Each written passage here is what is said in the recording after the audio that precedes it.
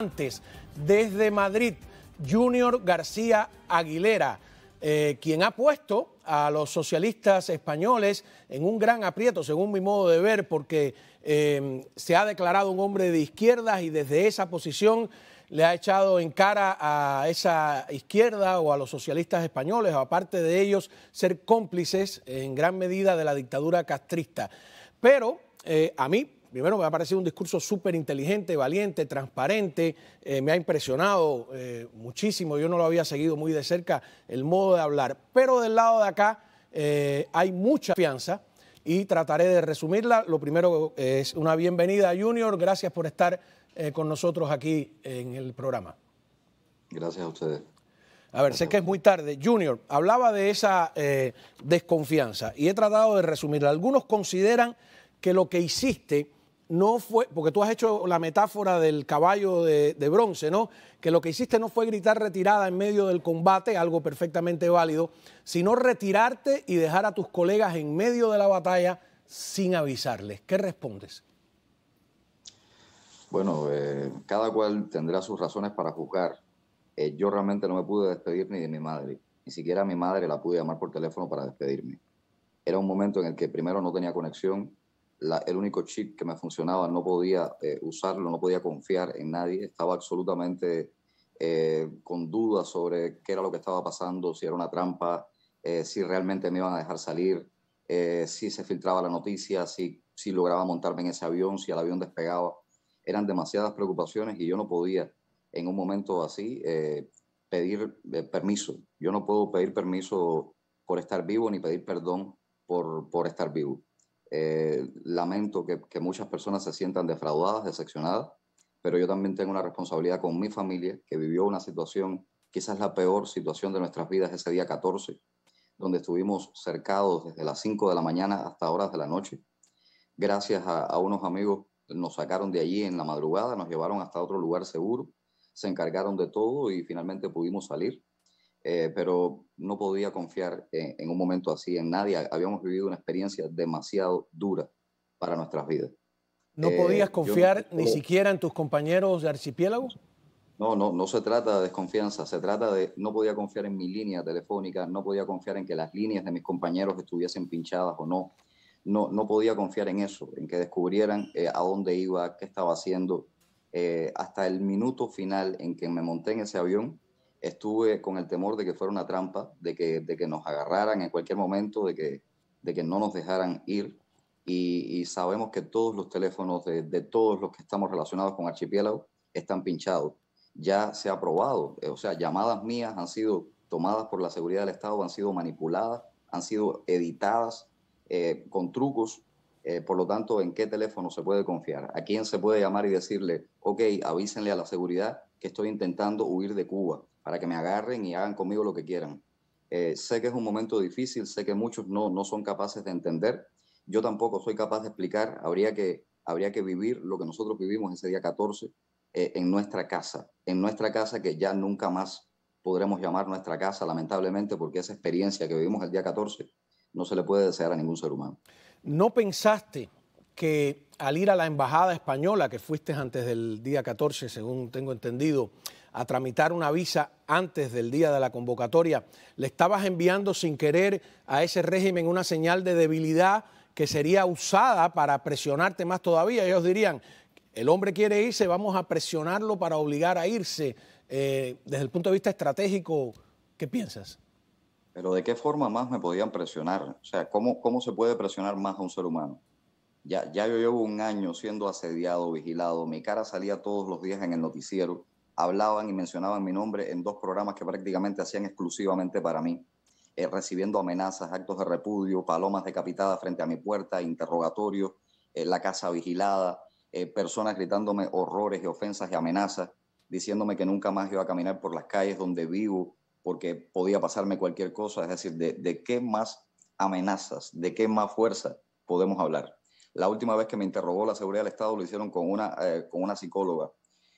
Trataron de ver cómo penetraban dentro de mi mente, de que esta psicóloga a lo mejor me hiciera algún tipo de codificación, qué sé yo, para ver cómo podía ser vulnerable. O sea, ¿qué más se le puede hacer a un ser humano? Mira, En fin, ¿tú crees que yo tenía en ese momento cabeza para ponerme a pensar en detalles como ese? Yo había pedido la visa con la seguridad de que me iban a meter preso el día 14. Cuando pasó todo el día, cayó la noche y no me metieron preso, entonces entendí que lo que querían no era eso. Era tenerme dentro de mi casa, incomunicado, sin poder recibir visitas, sin poder salir, convirtiéndome en una no persona, destruyéndome y tratando de que yo me autodestruyera, tratando de que todo eso que algunos creían de mí se fuera degradando, se fuera deteriorando y me convirtiera en un ser humano ya sin fuerza, decepcionado, abandonado, sintiéndome solo, sin saber si alguien había intentado acercarse a mi casa ese día 14 en muestra de solidaridad. Por supuesto que en ese momento tuve muchas decepciones, pero no juzgué a nadie, no salí juzgando a nadie. Estoy seguro de que mucha gente intentó llegar a mi casa y no pudo hacerlo porque mi casa estaba rodeada por alrededor de 200 personas. Entonces, desde que salí, no he hecho otra cosa que hablar de lo que pasa en Cuba. Afortunadamente en España sí ha sido bien recibido, bien acogido. Noto mucha solidaridad en la comunidad cubana que vive aquí, en esta ciudad. Se han acercado políticos, toda la prensa. Cuba ha sido portada de prácticamente todos los periódicos. Yo ni siquiera me he comido un plato de comida caliente tratando de denunciar lo que pasa en Cuba. Y a esta hora de la noche todavía estoy respondiendo entrevistas. ¿Qué más quieren de mí? A ¿Qué es ver, lo que yo no te estoy juzgando, no, y además no entro, me no, parecen bastante mal algunas de las acusaciones, descalificaciones personales que se parecen un poco a veces a las que hace el régimen castrista, pero tú hiciste una convocatoria que movilizó a los cubanos alrededor del mundo en 120 ciudades y un poco que hay que entender. Por ejemplo, preguntas, ¿no has querido decir quiénes fueron los que te ayudaron a salir para protegerlos, es lo que has dicho, pero ¿no has pensado que existe la posibilidad de que quien te ayudó a salir fue la seguridad del Estado? sí, lo que pasa es que si hago eso estaría siendo igual que todos aquellos que creen que yo soy de la seguridad del Estado. No, eso Es es un decir, disparate, eso está claro. Yo tengo clarísimo que tú eres la víctima y que el ridículo. régimen es el victimario, pero ¿quién estaba más interesado en que tú salieras? O sea, esas personas que te ayudaron a llegar con tanta facilidad a la embajada española y a los trámites, puede haber sido la seguridad del Estado. Bueno, bueno, por supuesto que existe la posibilidad, esa posibilidad existe con cualquier ser humano, ¿no? Con cualquier cubano, sabemos cómo funciona la seguridad del Estado, pero en ese caso no puedo ser tan ingrato con las personas que me salvaron la vida. Es decir, yo quiero creer en que lo hicieron de buena voluntad y, bueno, por supuesto que el gobierno tiene muchas maneras de enterarse y a lo mejor si se enteraron dijeron, pues déjenlo correr, eso es lo que queremos, alfombra roja que se vaya solito. Es decir, no dudo que la estrategia de la seguridad al enterarse, porque tienen mil maneras de enterarse, haya sido que fluya. Pero no seré yo quien juzgue a las personas que me salvaron la vida y salvaron la vida de mi esposo. Y no seré yo quien cuestione y lance teorías conspiratorias contra las personas que me sacaron de mi casa, me llevaron hasta un lugar seguro, pagaron mis trámites, reunieron dinero para que no viniera sin un centavo para esta ciudad. Es decir, hay que ser un poco agradecido en la vida con quien te salva la vida o con quien te ayuda. A ver, has dicho que la izquierda mundial defiende valores que en la Cuba castrista se violan, lo que es una obvia contradicción de esa izquierda. ¿Cuáles son esos valores que violarían en Cuba y que los socialistas fuera defienden? Bueno, todo el mundo sabe que los extremos se tocan, es decir, no hay nada más parecido a la ultra izquierda que a la ultraderecha. Cuando en Cuba ponían después del 11 de julio la película No sobre la época de Pinochet y el plebiscito, prácticamente todos los cubanos que estaban viendo la televisión esa noche empezaron a escribir en sus redes sociales que lo mismo que pasaba en el Chile de Pinochet es lo que estamos viviendo en Cuba. O sea, una dictadura de derecha es lo más parecido que hay a una dictadura de izquierda. Hay principios universales más allá de cuál sea tu ideología, más allá si eres de centro, de izquierda, de derecha, en fin, todo eso está muy contaminado en tiempos actuales. Pero existe el principio de los derechos humanos, hay que respetar los derechos humanos, hay que respetar la dignidad humana, hay que respetar la libertad de los seres humanos. Cuando no se respetan esos derechos, cuando se violan todas esas libertades, cuando un régimen cree que el pensamiento suyo es el que tiene que tener toda la población o de lo contrario, te desaparecen, te convierten en una no persona, te obligan a irte, te destruyen como ser humano, entonces no podemos hablar de ideología. Estamos hablando de una dictadura, una tiranía, estamos hablando de algo que ni siquiera se trata de izquierda, derecha, centro, se trata de un grupo de personas aferradas al poder que están dispuestos a lo que sea contra cualquiera que amenace su qué sé yo, su voluntad de aferrarse a ese trono y no soltarlo por nada del mundo. Ayer discutíamos en la radio, amablemente, ¿no?, sobre el tema del embargo, que bueno, ya sabemos que Cuba le llama bloqueo, ¿no? Vamos a ir a una pausa. Cuando regresemos te propongo tocar ese tema, ¿no?, para aquí el público en Miami, que por supuesto tiene en una gran mayoría pues una posición muy determinada sobre ese tema. Y te agradezco, ¿no? Te agradezco que te quedes allá en estas horas. Estamos hablando con Junior García Aguilera, sin duda el hombre del momento, que puso al régimen contra la pared y que ahora, por supuesto, está siendo objeto de todo tipo de preguntas, especulaciones, dudas, debates, etcétera. Regresamos enseguida. Seguimos conversando con Junior García Aguilera. Ayer sus declaraciones en la rueda de prensa de España fueron demoledoras contra el régimen castrista. Yo nunca había visto a alguien pues defenderse con la prensa de una manera tan inteligente, porque desde la izquierda, Junior, y eso es lo que es totalmente inédito, tú te declaraste un hombre de izquierda, pusiste en un aprieto a la izquierda española e incluso dijiste que te sentías decepcionado, que te habías movido un poco al centro o al centro totalmente porque hay una izquierda cómplice del régimen, ¿no? Lo estoy diciendo con mis palabras, pero más o menos es lo que interpreté. ¿Estoy correcto? Bueno, no le estaba hablando específicamente a la izquierda española, sino a la izquierda en todas partes. Es decir, a la izquierda latinoamericana, a la izquierda europea, a la izquierda norteamericana también. Hay un romanticismo bastante infantil, de una nostalgia de algo que nunca ocurrió, porque las personas piensan en una revolución que solamente existe en su cabeza. Algunas personas de izquierda en el mundo viajan a Cuba y creen que si se ponen una camiseta del Che, se toman un mojito y dan un paseo en un convertible por La Habana Vieja, ya han vivido qué cosa es Cuba. Y eso no es Cuba, eso es una caricatura de Cuba. La Cuba profunda, la Cuba dolorosa, no llegan a conocerla nunca, no llegan a comprenderla.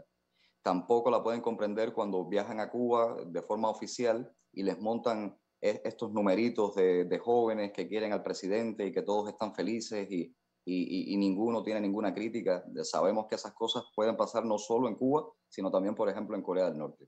Entonces le estaba hablando a esa izquierda internacional que tiene una falsa idea de qué cosa es la izquierda. Porque la izquierda no puede ser defender que un régimen viole los derechos humanos elementales de sus ciudadanos. La izquierda no puede ser que los ciudadanos no tengan derecho no solo ya a decir lo que piensan, sino a no poder manifestarlos, a tener miedo de decirlo dentro de sus propias casas. La izquierda no puede ser que porque un joven, un niño de 15 años se ponga un pullover blanco respondiendo a una convocatoria en la que cree con sus 15 años, ese niño tenga que sufrir acoso, persecución o prisión simplemente por ponerse un pullover blanco. La izquierda no puede permitir que porque alguien cantara Patria y Vida el día 11 de julio terminara en una cárcel. Afortunadamente hoy celebramos que Patria y Vida ya no solo es un hit, no solo es la canción del momento, es ahora una canción reconocida por toda la industria musical y que ya era, por supuesto, un himno de un pueblo entero.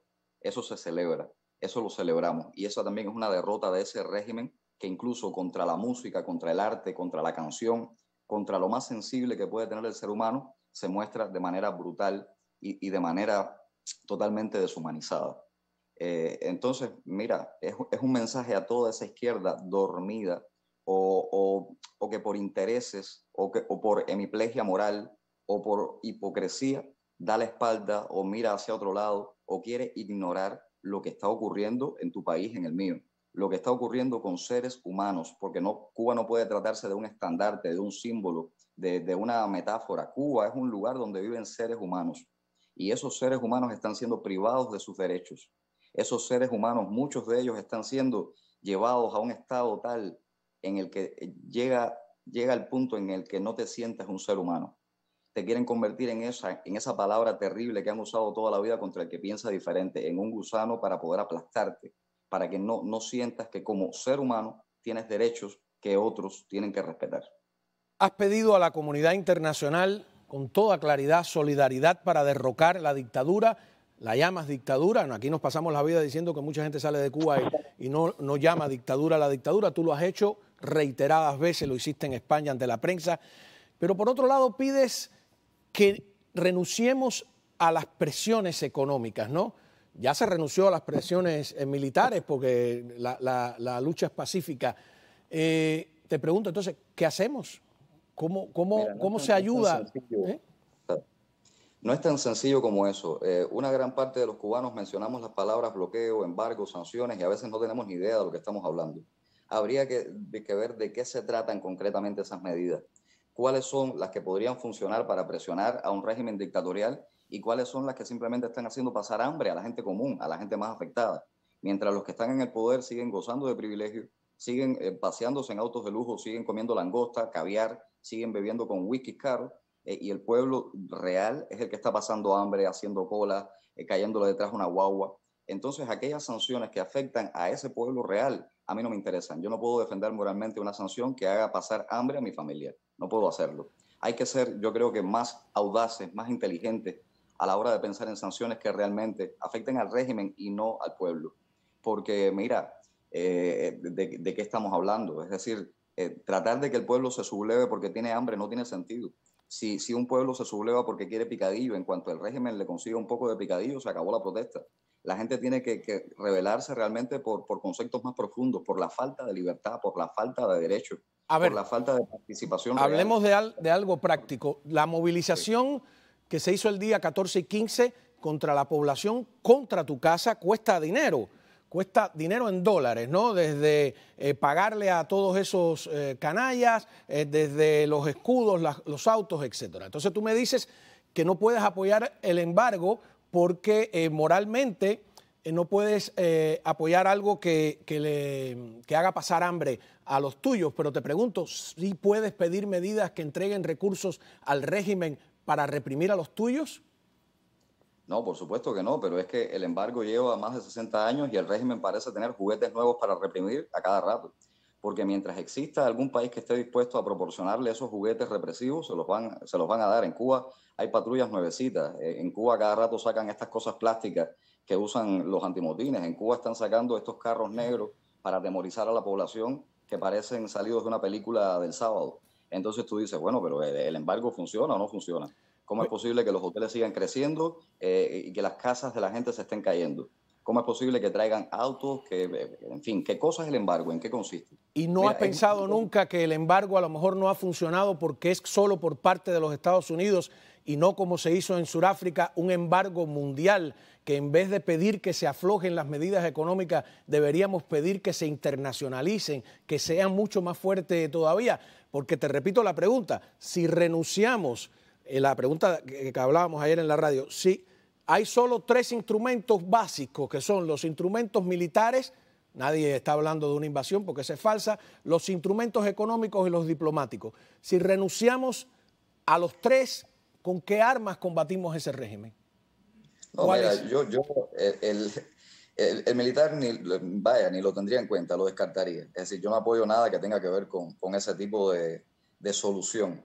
El diplomático sí, el tema de las sanciones económicas también, pero hay que ver de qué forma se aplican, de qué manera se aplican. En Sudáfrica fue distinto y por supuesto que es un tema complejo. Habría que ver por qué alguien como Mandela se para en la ONU y dice que había que mantener las sanciones contra Pretoria. Por supuesto que hay sanciones que funcionan. El problema del embargo es que de la forma en que se ha aplicado, de forma unilateral, ha sido usado como excusa por Cuba toda la vida, no solo para justificar todos los errores que hay internos, todo el bloqueo interno, toda la ineficiencia de un sistema económico que es un desastre, sino que también sirve como bandera de solidaridad para decirle al mundo, miren, pobrecitos, nosotros somos Cuba, el David que está enfrentado al Goliat y nos bloquean. En fin, Cuba se ha victimizado con ese embargo durante años y obtienen todos los años victorias diplomáticas en la ONU. Y hacen que una buena parte de la comunidad internacional se solidarice con Cuba por culpa de ese embargo unilateral.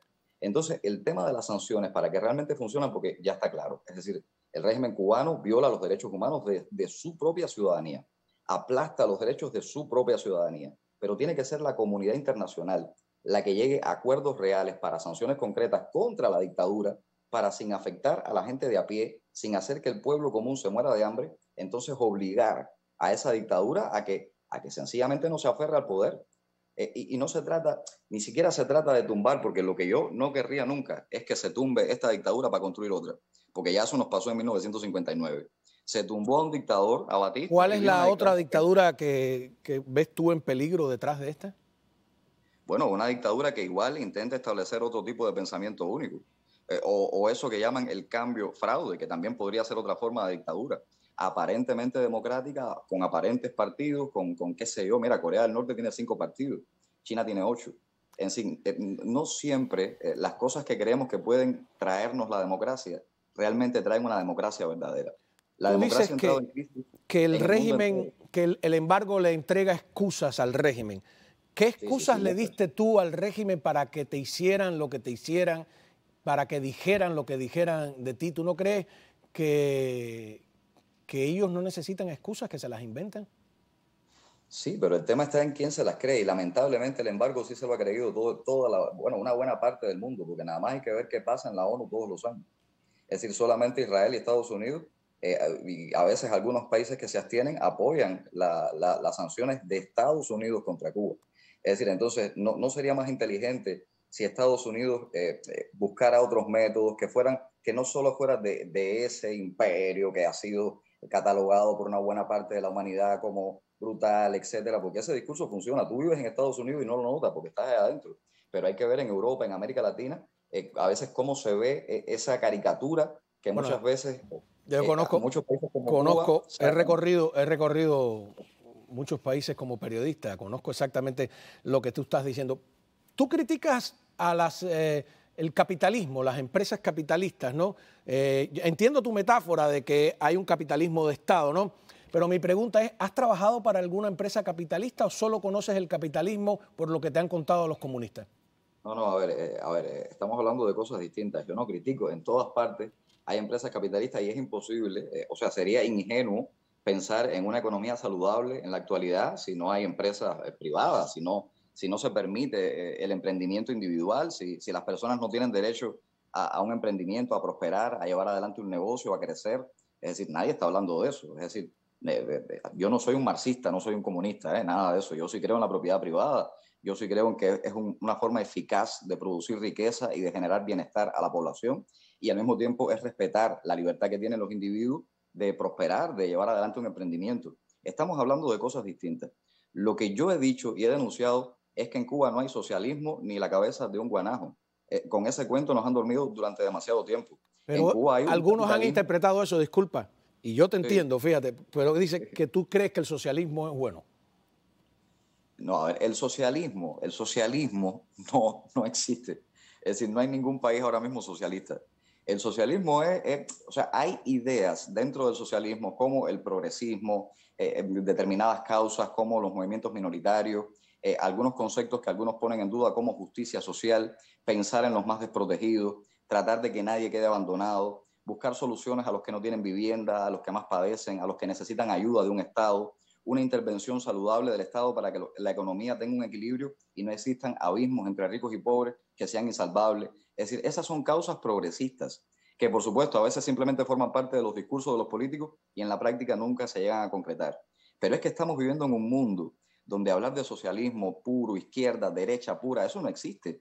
Sencillamente, los mejores países son aquellos que son capaces de tomar del libre mercado lo que sirve y de la justicia social lo que sirve y de algunos conceptos progresistas lo que sirve y tratar de generar bienestar para la gente, porque de eso se trata.